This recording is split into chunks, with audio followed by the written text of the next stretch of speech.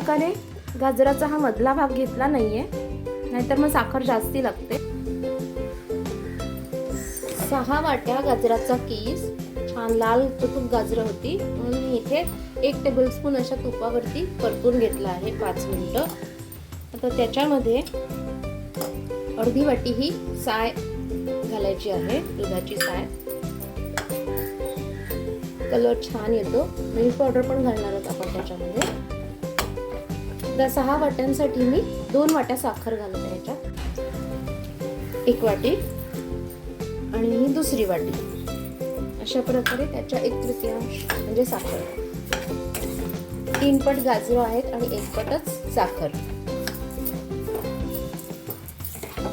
आता 5 मिनिटात साखर पण विरघळेल आणि मग आपण अर्धी ती पाऊण वाटी मिल्क पावडर याच्यात घालणार आहे आपल्या आवडीनुसार.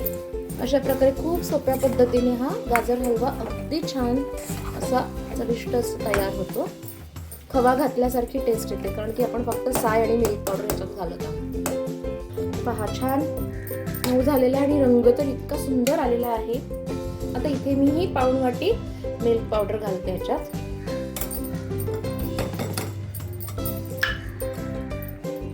तुम्ही कोणती वापरू शकता, मी इथे एव्हरीडेची वापरलेली आहे,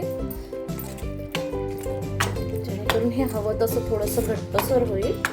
नाहीतर असंही थंड झाल्यावर ते घट्ट होतं आणि खूप छान लागतं. आणि आता ह्याच्यात आपण ड्रायफ्रुट्स घालणार आहोत. मी ही वेलची पावडर घालते. याची रेसिपी पण मागच्या एका व्हिडिओ चॅनलमध्ये शेअर केली आहे. आणि चॅनलला सबस्क्राईब केलं नसेल तर सबस्क्राईब करा. आता इथे ड्रायफ्रुट्स घालते आणि हे बंद करते.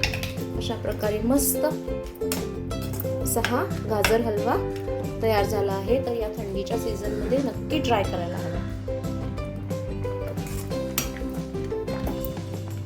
तर हा थोडासा घट्ट होतो 5 मिनिटांनी. अशा प्रकारे 10 ते 15 मिनिटांमध्ये हा गाजर हलवा रेडी झालेला आहे. अशा प्रकारे तुम्ही काढू शकता, सर्व करू शकता. खूप सुंदर असा रंग आलेला आहे आणि चव तर इतकी भन्नाट की बस. तुम्ही बघू शकता खव्याची चव अगदी येते ह्याला. आणि हेल्दी पण, कारण की आपण फक्त 2 वाट्या साखर वापरलेली आहे, 6 वाट्या भरून, शीक भरून गाजरासाठी. तर या थंडीच्या सीझनमध्ये नक्की ट्राय करून पहा.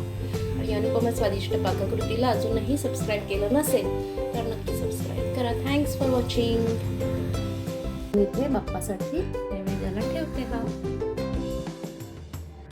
आता मी हे सर्व करते.